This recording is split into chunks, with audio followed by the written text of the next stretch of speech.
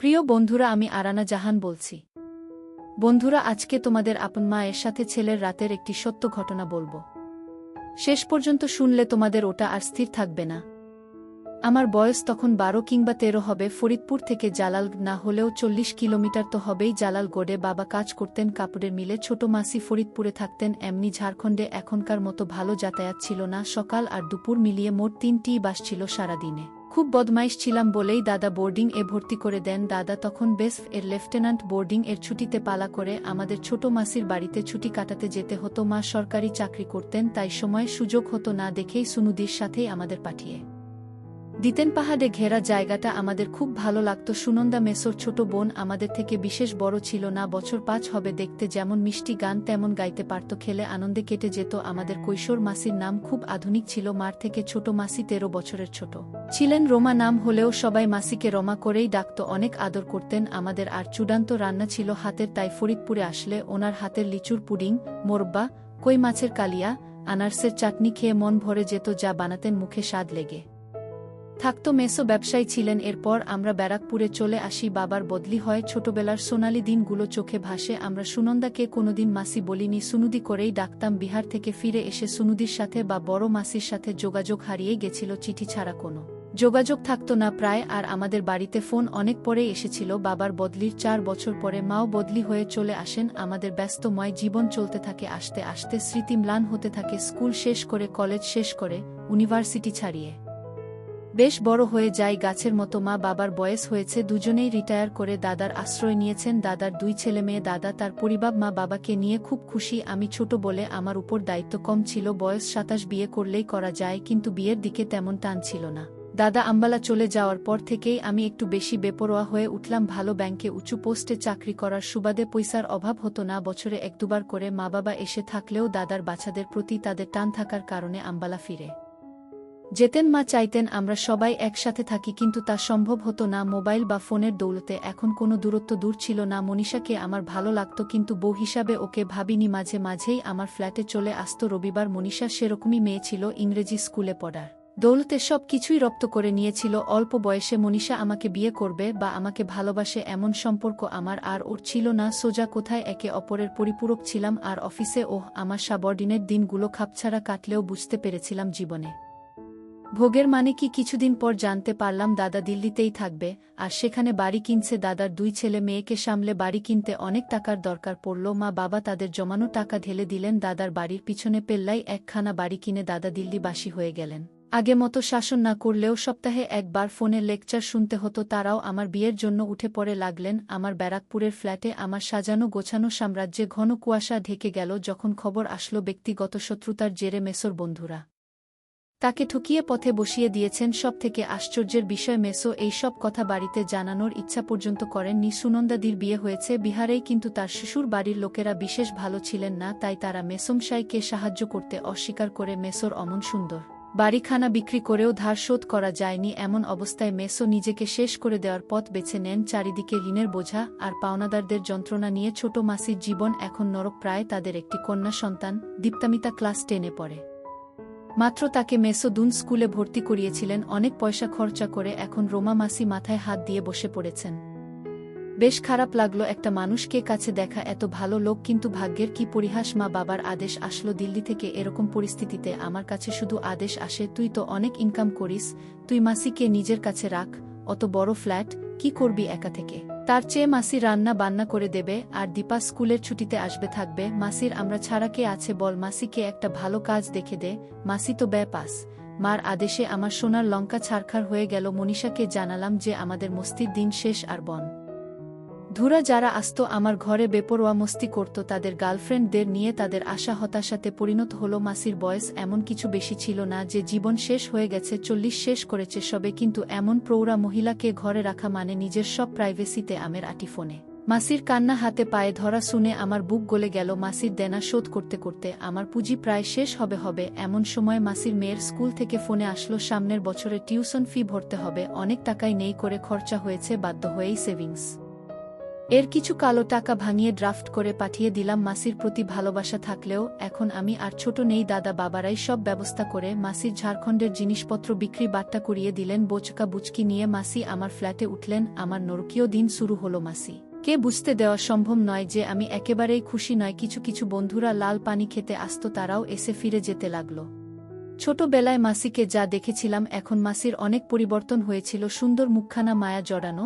আমার মাসি এমনিতেই 5 ফুট 5 ইঞ্চি লম্বা। আগের চুল বয়কাট রাখতেন, কিন্তু এখন লম্বা চুলের বিনুনি ফর্সা সুন্দরী মুখে অসাধারণ একটা লালিত্য। মাসি কখনো আমাকে রনি বা রঞ্জন বা সুরঞ্জন সব নামেই ডাকতেন। সকালে রান্না করে আমার রান্না খাইয়ে টিফিন ও দিয়ে দিতেন। সত্যি বলতে মাসির রান্না খেয়ে এত তৃপ্তি পেতাম যে বাকি সব কিছু ভুলেই যেতাম। মাসির পাশে এইভাবে দাঁড়ানোতে মাসি আমার সামনে অনেক কৃতজ্ঞতা প্রকাশ করতেন, যা আমি চাইতাম না। ভালো লাগতো না একরকম মাসির সংসার যেন আমি চালাছিলাম। 2 সপ্তাহ কেটে গেছে, মাসি এসেছে। মাসি মাঝে মাঝে আমার ফোনে মার সাথে বাবার সাথে কথা বলে নিয়ে লাল পানি খাওয়া মেয়ে মানুষ নিয়ে ফুর্তি করা একদম লাটে উঠে গেল। মনীষা নিজের খিদে মেটাতে রাহুলকে বেছে নিল। রাহুল আমার এক কলিক কুকুরের মতো মনীষার পিছন পিছন ঘুরে বেড়াত সুযোগ পেল। তাই আমার দুর্বলতাকে কাজে লাগিয়ে লাল পানি খাইয়ে মনীষাকে নিয়ে ফুর্তি শুরু করল। কাজ অফিস করতে করতে কেটে গেল 1 মাস।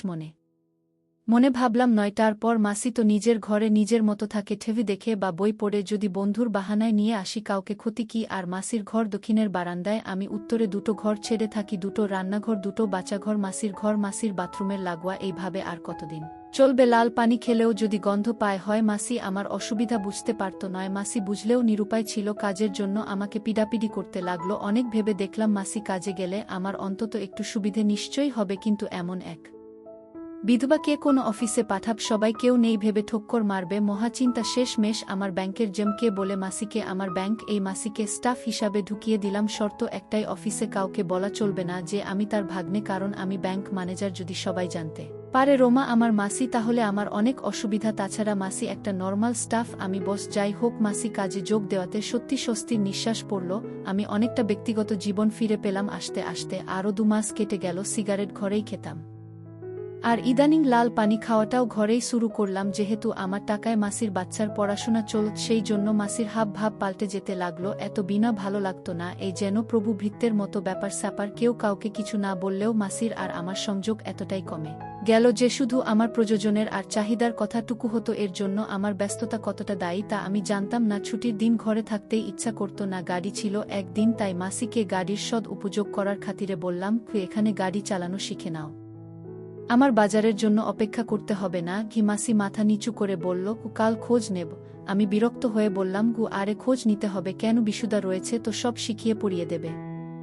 মাসি চুপ করে নিজের ঘরে চলে গেল। বিশুদাই আমার ড্রাইভার। সেদিন শনিবার রাতে ঘরেই বিরক্ত হয়ে পার্টি ডাকলাম। আমার বিশেষ বন্ধু শৈবাল, বরুণ, তার ঋতিকা আর চারু। ঋতিকা জাত জিনিস, যার কাছে খেতে পাবে তার সাথেই শুবে। ওকে পছন্দ না হলেও বরুণ আমার ভালো বন্ধু, মানা করতে পারলাম না। চারু 1 মাস আমাদের ব্রাঞ্চ এসেছে, দারুণ সুন্দরী, কিন্তু ঘ্যাম আছে, সহজে শুতে চায় না কারোর সাথে। আমার বসার ঘরে সবাই বসে হাসি ঠাট্টা করছে। চারু আমার ডাকতেই এসেছে, না হলে ও সহজে কোনো পার্টিতে যায় না। ছোট মাসি আগে ভাগেই বুঝে গেছে লাল পানির বোতল এসেছে, কারণ লাল পানির 2টো বোতল নিয়ে আমি ফ্রিজে রেখে এসেছি। মাসি বাড়িতে শাড়ি পরেই থাকেন, আর শাড়ি পরলে মাসিকে আরও সুন্দর দেখায়। মাসিকে দেখে বরুণ চারু চমকে উঠল। ওদের ভুল ভাঙিয়ে দিয়ে সংক্ষেপে সব বলতে হলো মাসিকে। চারু আনন্দ করার জন্য বলল, আন্টি আজ সব ছাড়, আজ পার্টি।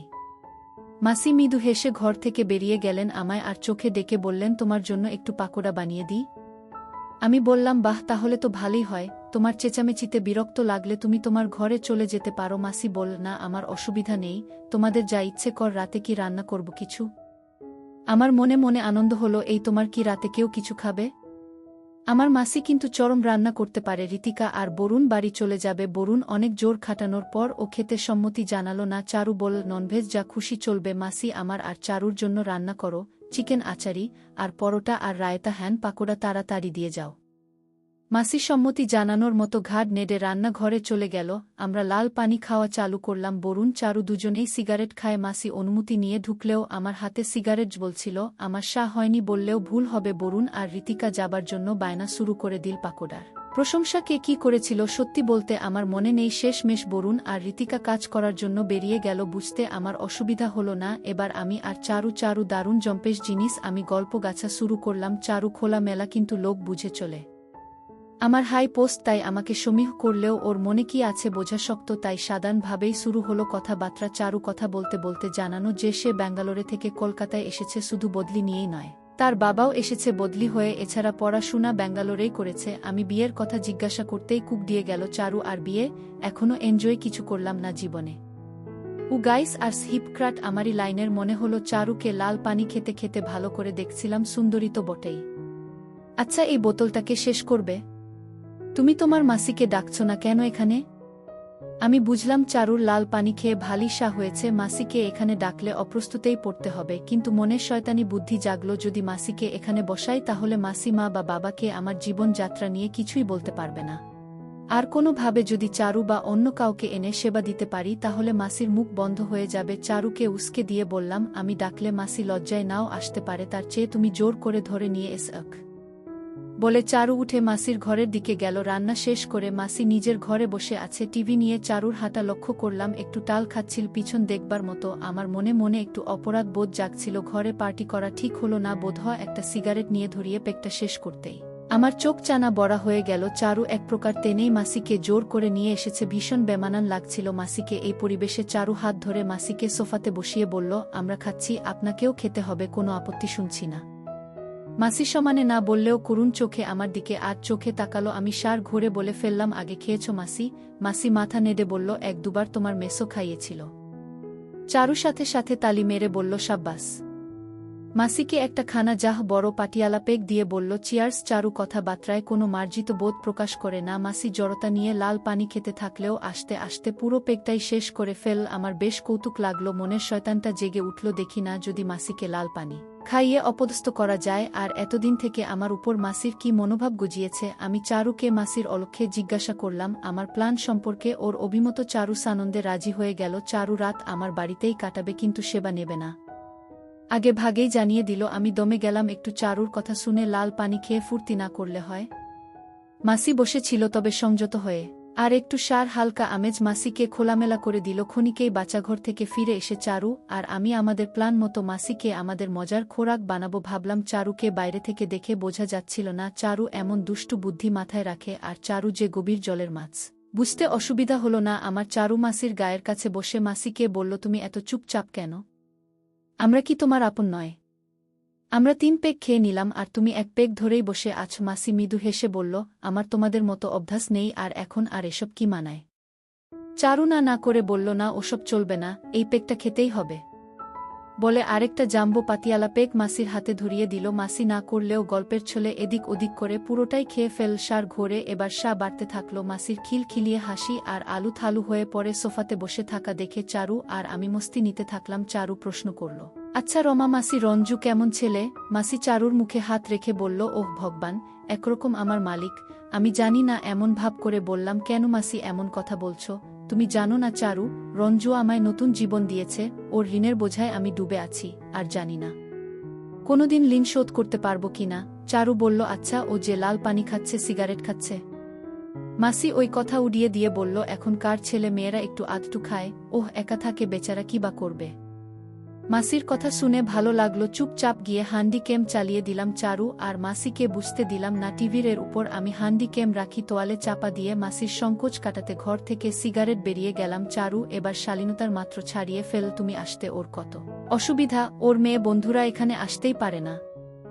বাইরে থেকে দাঁড়িয়ে বারান্দায় আমি সব কথা শুনছি। মাসিকে কোথায় কোথায় হেনস্তা করার ইচ্ছা জাগলো। সত্যি মাসি আমাকে মানে না, আমার পয়সার জন্য এমন কথা বলছে। বুঝতে হবে না অসুবিধা কোথায়, ওর মেয়ে বন্ধু আসলে আসবে।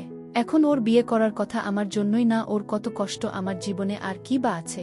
ওহ আমার মেয়ের দায়িত্ব নিয়েছে, এটাই বড় কথা। তার জন্য আমি তো এমনিতেই ওর কাছে ঋণী। ওহ না থাকলে হয়তো আমার পথে বসতে হতো। আমি সত্যি সেইভাবে মাসি আমার সহানুভূতির নিচে চাপা পড়ে থাকতে দেখতে চাইনি। মাসি ঘরে আছে, আমিও ঘরে ঢুকলাম। মাসির কথাবার্তা এলোমেলো হয়ে গেছে, সায় টাল হয়ে আবল তাবল বকছে, আর চারু মাসিকে খোরাক বানাচ্ছে। চারু সায় বিভোর। মাসির শাড়িটাও বেশ খানিকটা উপর থেকে সরে গেছে, এই দেখে চমকে উঠলাম। মাসিকে ছোটবেলায় দেখেছিলাম, সুশ্রী মায়ামা মুখ, বেশ সুন্দর। মাসির স্কিন মাখনের মতো। এখন এতদিন পর দেখে কারেন্ট লেগে গেল। ঘরে এমন জিনিস থাকতে যদি সেবা দিতে না পারি, লাল পানি খাওয়ানোর সুযোগে কিন তু চারু ঘরে কিছু করতে দেবে না, আগে ভাগে বলে দিয়েছে। বসার ঘরে ক্যামেরা চলছিল, তাই বন্ধ করে দিয়ে আসলাম মাসিকে। মাসির ঘরে গিয়েই কিছু একটা করতে হবে। চারুকে জিজ্ঞাসা করলাম, চল খাওয়া যাক।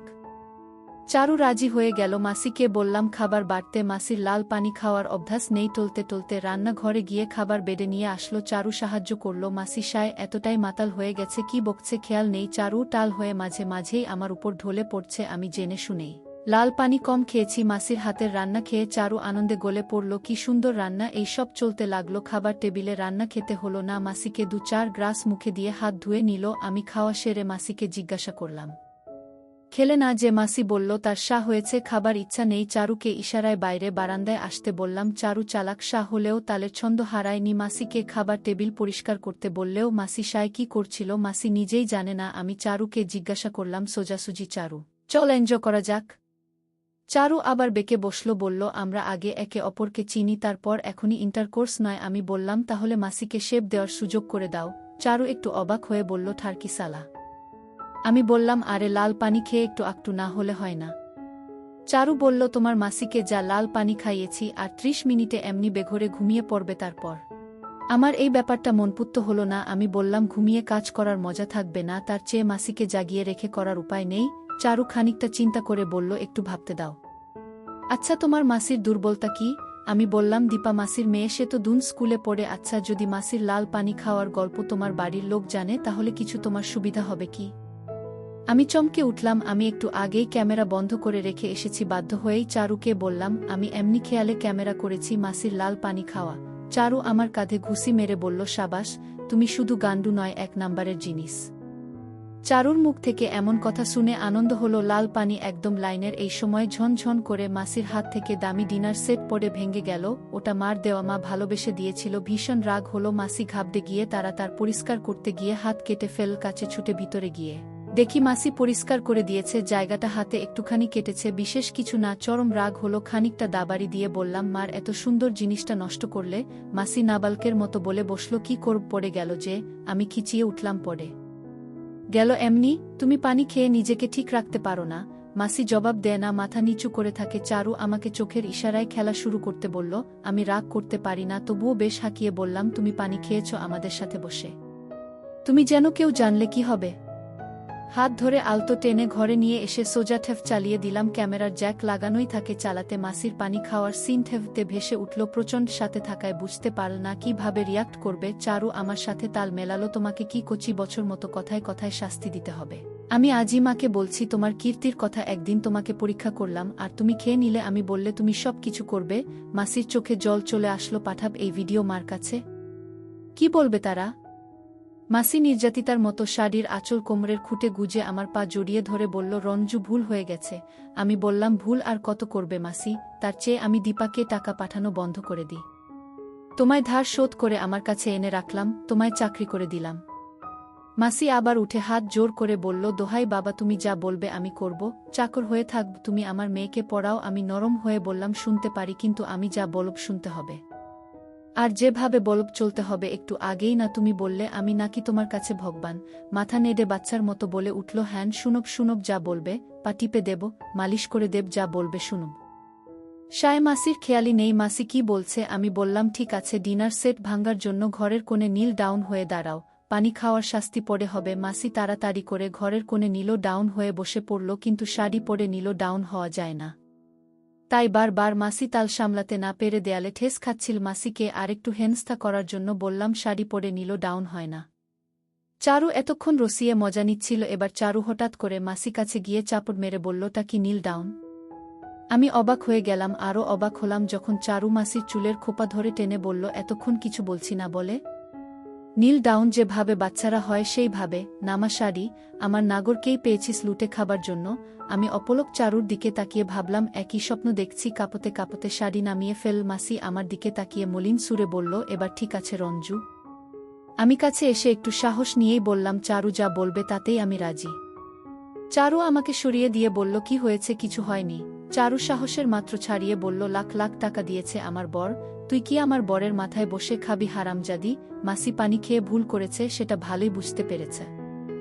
আমার দিকে তাকিয়ে বলল, এক সেট হতে হবে? ওহ, তো আমার ছেলের মতো ছেলে সামনে আমাকে এমন অপমান করবে? চারুর আগে দিকবিদিক জ্ঞান শূন্য হয়ে যাওয়ার ভান করে বলল, আমার কথা গায়ে লাগছে না। এই যাও যাও রঞ্জু, তুমি নিজে ছিঁড়ে দাও, আমি বলছি, না হলে আমি তোমার মা বাবার কাছে যাব আর বলব তুমি আমাকে পেট বাঁধিয়ে বিয়ে করছো না।